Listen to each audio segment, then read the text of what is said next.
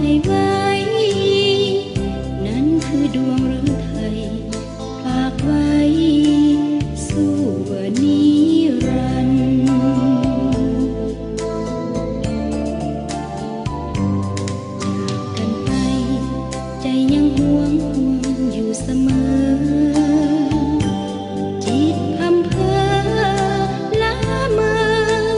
เฮายังคิดถึงกันนั่นคือความรักจริงที่มีต่อกันนั่นคือความสัมพันธ์มันไว้สู่ชีวาจากกันไปไกลสุดขอบฟ้าของอำไพอยู่ไกลแสนไกลพื้นพระสุธาจากกันไปเพียงกายส่วนดวงใจยังห่วงหายังหักสุดบูชาบ่ลืมเลือน